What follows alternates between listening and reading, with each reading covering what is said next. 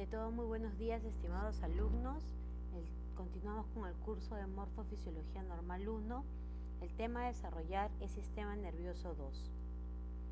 Seguimos entre la primera y segunda unidad didáctica y los temas netamente a abordar, como les he dicho, vendría a ser sistema ventricular, líquido cefalorraquídeo, cerebro, hemisferios cerebrales, configuración externa e interna y las áreas de Brodmann.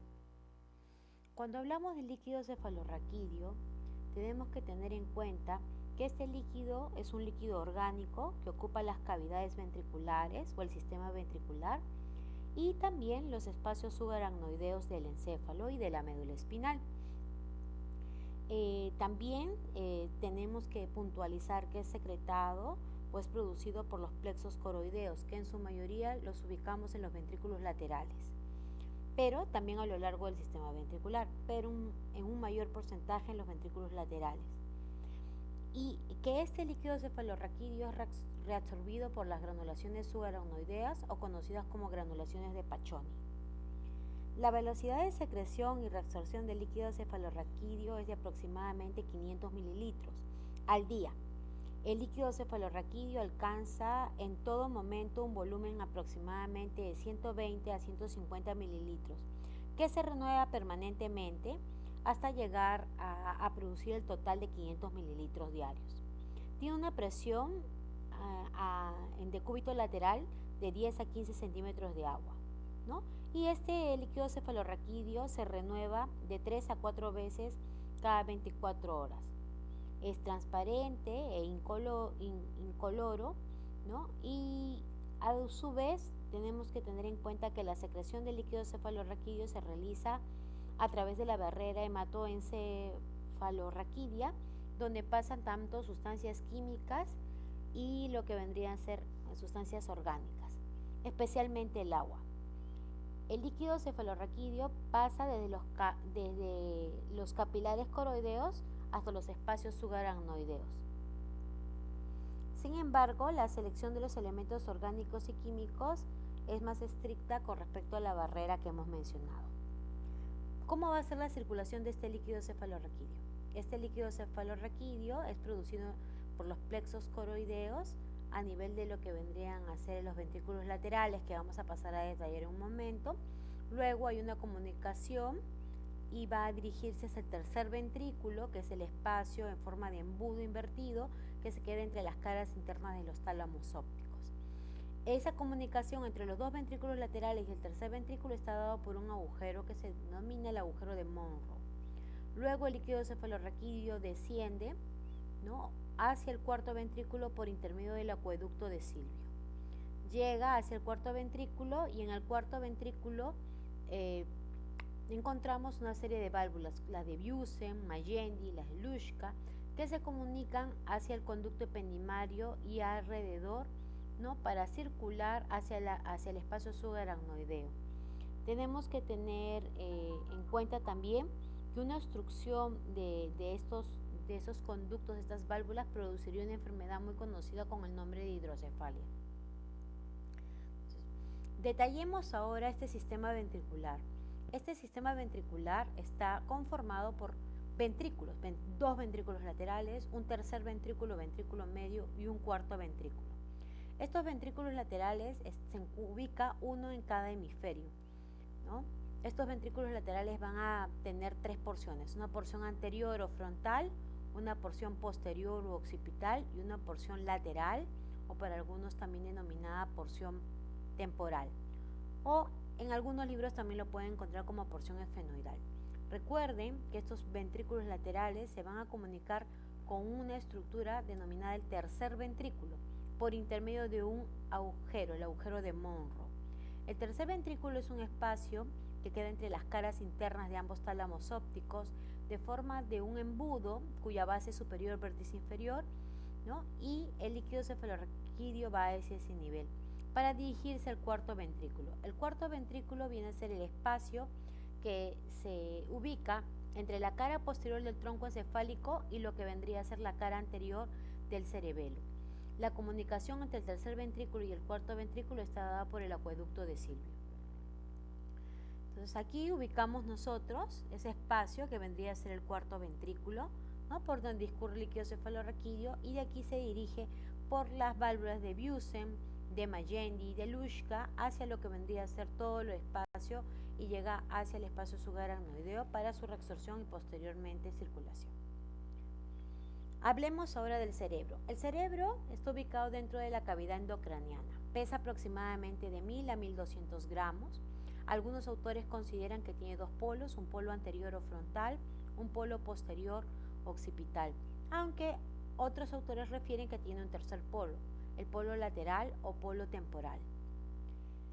Cuando nosotros este cerebro sabemos que está constituido por dos hemisferios cerebrales, un hemisferio cerebral derecho y un hemisferio cerebral izquierdo.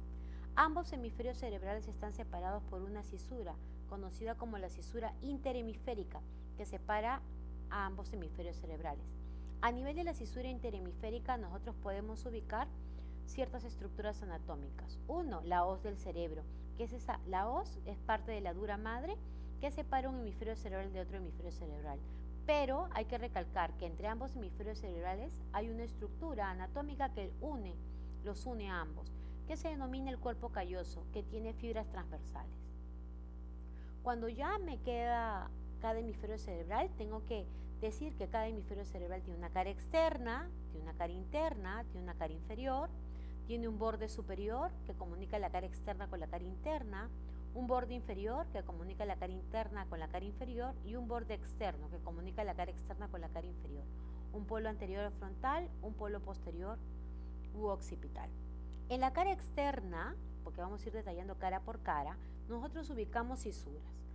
Aquí hay que precisar la diferencia entre una cisura y un surco. Una cisura es profunda, una cisura separa un lóbulo de un lóbulo. Un surco es poco profundo, separa una circunvolución de otra circunvolución. En la cara externa de un hemisferio cerebral nosotros podemos ubicar las cisuras. La cisura central o de Rolando, que separa el lóbulo frontal del lóbulo parietal. La cisura lateral o de Silvio, que separa el lóbulo frontal parietal del temporal.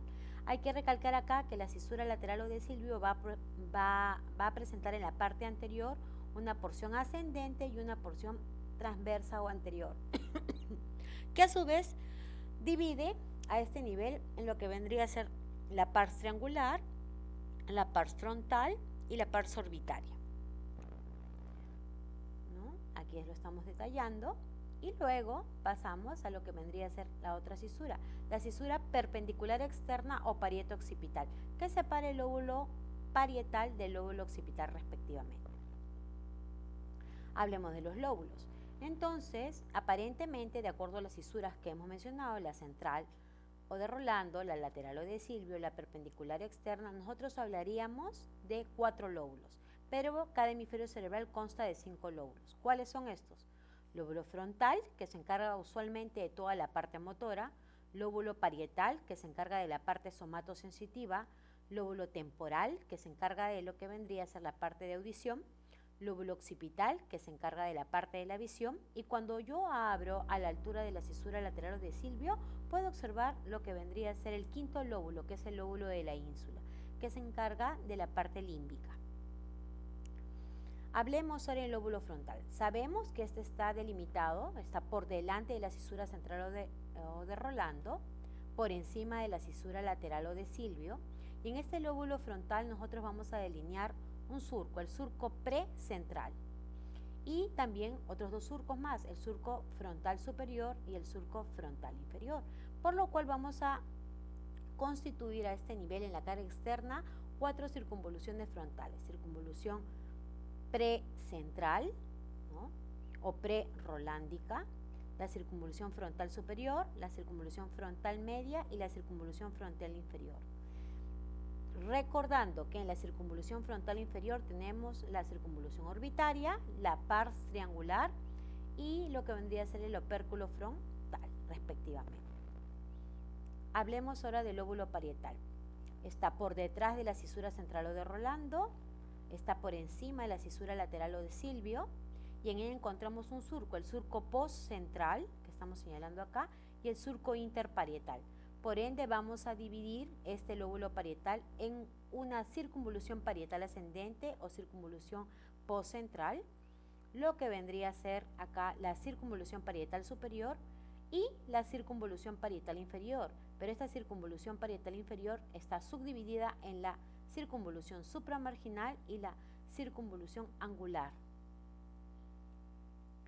Luego vamos a tener el lóbulo temporal. El lóbulo temporal está por debajo de la cisura lateral o decilvio y va a tener un surco, el surco temporal superior, y otro surco, el surco temporal inferior. Por ende, en la cara externa del lóbulo temporal se va a evidenciar tres circunvoluciones: circunvolución temporal superior, circunvolución temporal media, circunvolución temporal inferior. Con respecto al lóbulo occipital, hay bastante estudios de la parte anatómica, pero estos refieren que se ubica este lóbulo occipital por detrás de la cisura perpendicular externa o parieta occipital, y en ella podemos ubicar surcos: surco occipital superior, surco occipital inferior, y por ende tres circunvoluciones occipitales: superior, circunvolución occipital superior, circunvolución occipital media, circunvolución occipital inferior. Con respecto al lóbulo de la ínsula, que queda por dentro y que se visualiza cuando separo la cisura lateral o decilvio, vamos en ella observar unos surcos: primer surco, segundo surco, el tercer surco, que es el más profundo, y el cuarto surco. Por ende, se va a dividir en las tres circunvoluciones anteriores o preinsulares para algunos y en dos circunvoluciones posteriores o postinsulares. En la cara interna, ya hemos mencionado que cada hemisferio cerebral estaba separado por la cisura interhemisférica, donde ubicábamos la hoz del cerebro, pero también hemos dicho que había una estructura muy importante que tenía fibras transversales que unían un hemisferio con el otro. Esa estructura, ¿no es cierto?, es conocida como el cuerpo calloso, y ahora lo vamos a delinear. Pero en la cara interna de este hemisferio cerebral vamos a tener un surco.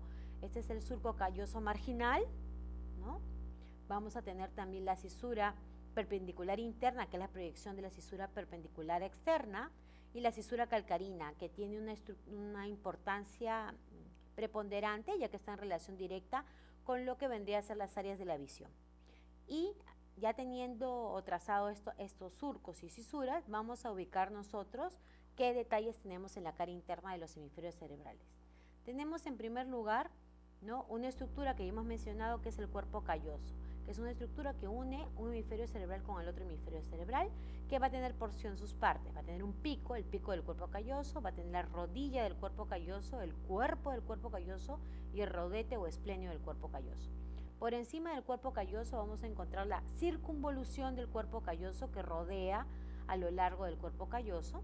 Más externamente encontramos la circunvolución frontal interna, pero para algunos autores esta circunvolución frontal interna no es otra cosa que la cara interna de la circunvolución frontal superior. Entonces les estoy aclarando este punto. Por detrás encontramos el lobulillo paracentral, ¿no? Por delante de la cisura perpendicular interna y detrás del lobulillo paracentral tenemos el lobulillo de la precuña o lobulillo cuadrilátero, y entre la cisura perpendicular interna y la cisura calcarina en forma de cuña encontramos el lobulillo de la cuña. Por debajo de este cuerpo calloso tenemos que recalcar que hay una estructura que se llama el septum lucidum o septum pellucidum, que separa un ventrículo lateral del otro ventrículo lateral. Y como cimiento de este ventrículo lateral encontramos el trígono cerebral a ese nivel, ¿no? Luego, en la cara inferior vamos a encontrar otros surcos. ¿Qué surco?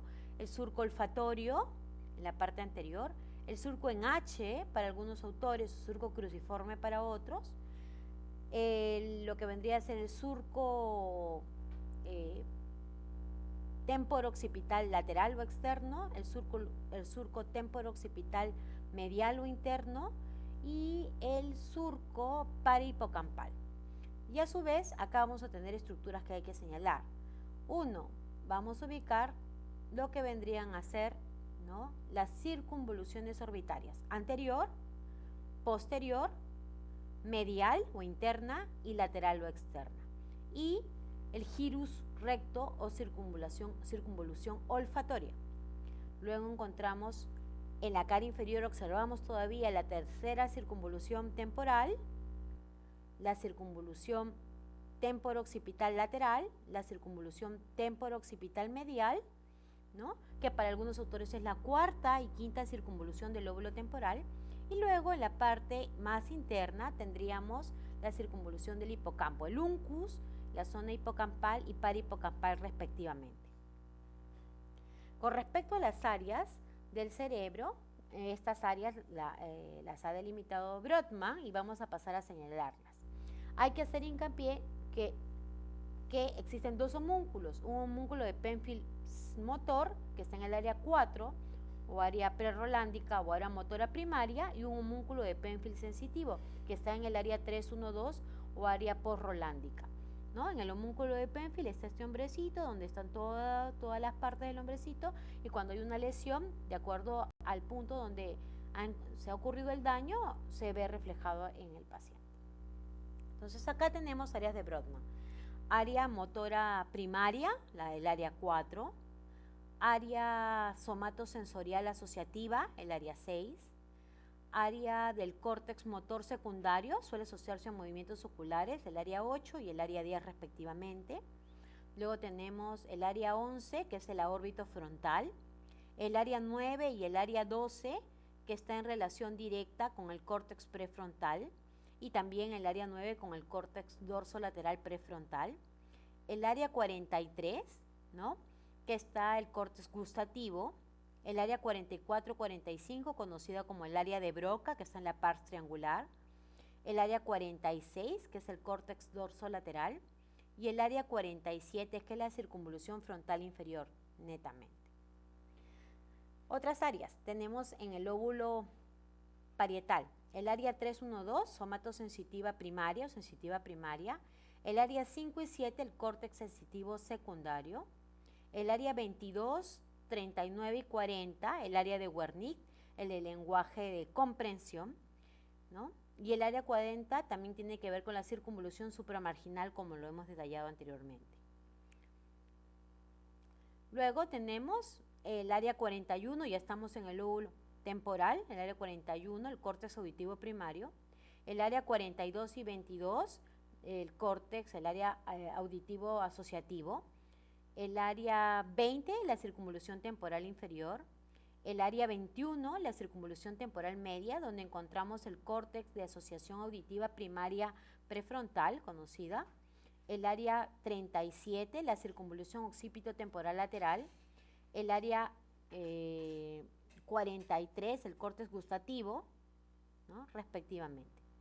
Luego tenemos las áreas de Brodmann, el área 17, que es el córtex visual primario, y 18 y 19 es el córtex visual asociativo, que se encuentra en el lóbulo occipital.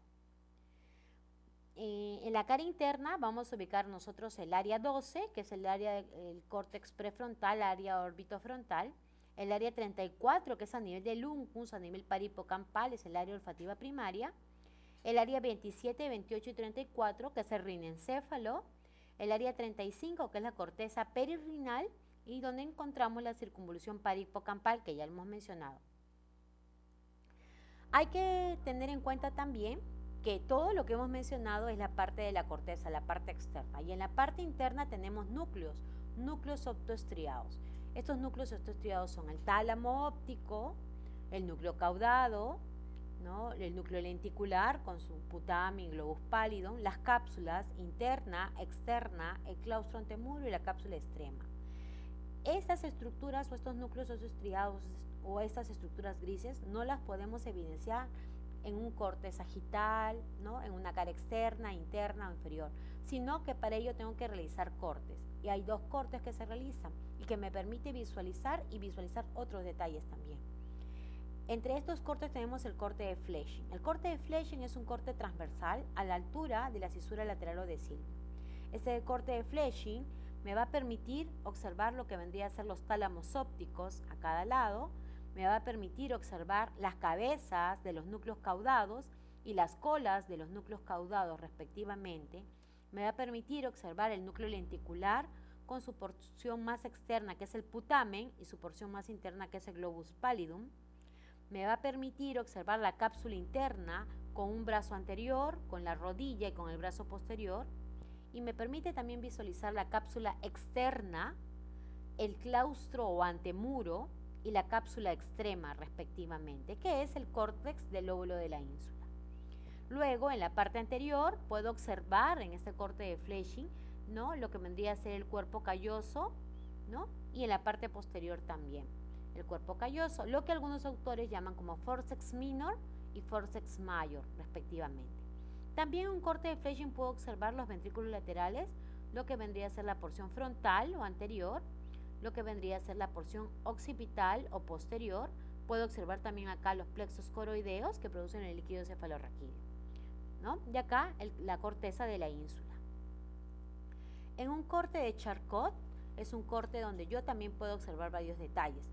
Acá la cisura inferioinférica, aquí el cuerpo calloso, observo lo que vendría a ser los tálamos ópticos, que ya en la siguiente clase vamos a ver cuáles son los núcleos de estos tálamos ópticos. Observo lo que vendría a ser el núcleo caudado, observo el núcleo lenticular con su porción del putamen y el globus pallidum respectivamente, putamen y globus pallidum. En la parte superior el cuerpo calloso con sus fibras transversales, ¿no?, la cápsula externa, el claustro antemuro y la cápsula extrema. Y aquí en verde puedo observar la cápsula interna respectivamente. En el corte de Charcot, muy aparte de evidenciar esas estructuras, yo puedo observar los ventrículos laterales, el septum lucidum, ¿no?, lo que vendría a ser el trígono cerebral, ¿no?, y entre los tálamos ópticos ese espacio que vendría a ser el tercer ventrículo. La comunicación, recuerden, entre los ventrículos laterales y el tercer ventrículo está dado por el agujero de Monro. Eso es todo lo que tengo que detallar en esa clase, estimados alumnos. Gracias.